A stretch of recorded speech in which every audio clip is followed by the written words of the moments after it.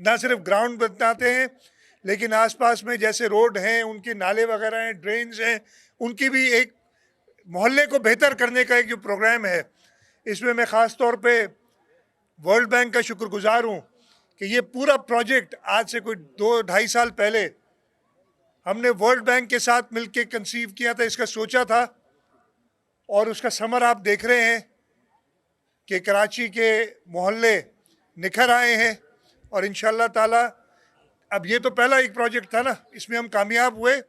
एक और प्रोजेक्ट है वर्ल्ड बैंक का जिसमें इससे और ज़्यादा इन्वेस्टमेंट है, और वो जो हमारी लोकल काउंसिल्स हैं वो उसको एग्जीक्यूट करेंगी, और उसका बहुत बड़ा नाम है, वो लिवेबल क्या है, क्लिक है, वो लिवेबल सिटी है। बेसिकली यही है, मोहल्लों को और बेहतर करना है इंशाल्लाह। तो मैं इस सिलसिले में वर्ल्ड बैंक का भी शुक्रगुजार हूँ कि उन्होंने हमारे साथ मिलके काम किया है, और आज ये हम बलोच मुजाहिद फुटबॉल ग्राउंड, इसको तो देख के लगता है ये सारे काम छोड़े फुटबॉल खेलते हैं बैठ के। सिराजुल हक साहब बहुत मोहतरम है मेरे लिए। मेरे साथ वो जब मैं सिंध का फाइनेंस मिनिस्टर था तो वो KPK के फाइनेंस मिनिस्टर थे, और हमारी बड़ी अच्छी अंडरस्टैंडिंग थी, और वो मुझे जानते हैं बड़ी अच्छी तरीके से, मेरा जो काम करने का तरीका है उसको भी जानते हैं। उन्होंने कई बार मेरे काम करने के तरीके पे बड़ी तारीफ़ की है, और अभी भी वो मजबूर हैं, नहीं तो वैसी तारीफ़ करते। पहली बात तो ये, लेकिन उनकी अपनी पॉलिटिकल पार्टी उनके, और मैं बहुत मोहतरम है, तो उनके लिए तो मैं कुछ नहीं कहूँगा। आपने इलेक्शंस की तारीख का कहा, देखिए ये सूबाई असम्बली सिंध और कौमी असम्बली दोनों 13 अगस्त को ऑटोमेटिकली ख़त्म हो जाएंगी। इसमें कोई आगे बढ़ाने का तरीक़ाकार है ही नहीं।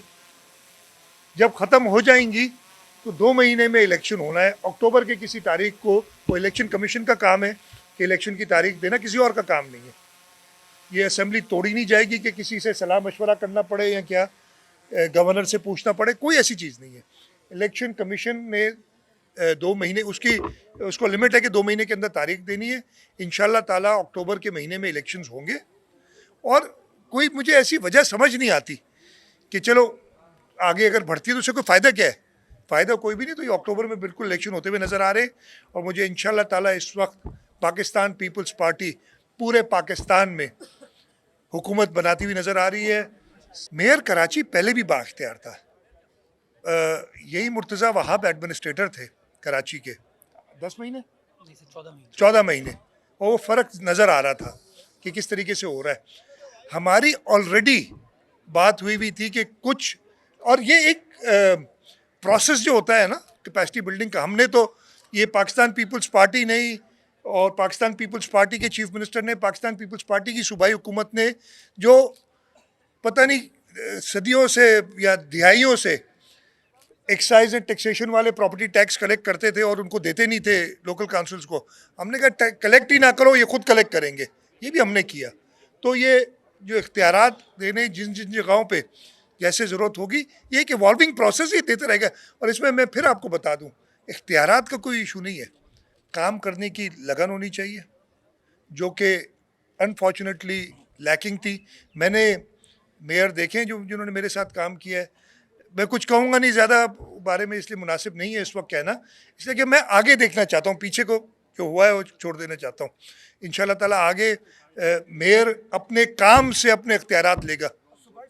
हमारा एक दोस्त मुल्क है, और हमारा ऐसा मुल्क है जिसने हर मुश्किल वक्त में हमारा साथ दिया है, और उसके साथ एक एग्रीमेंट हुई है, और ये कोई दे देने की नहीं, एक लीज़ है सर्टन पीरियड की जिसमें वो ऑपरेट करेंगे। और जहाँ तक मुझे पता है, मैंने डिटेल नहीं देखी इसलिए कि मैं इन्वॉल्व नहीं था उसमें, लेकिन जहाँ तक मुझे पता है उसके अंदर बड़ी वाज़ेह क्लॉजेज़ हैं कि खुदा ना खास्ता कोई ऐसी ज़रूरत पड़ी तो उसको वापस लिया जा सकता है।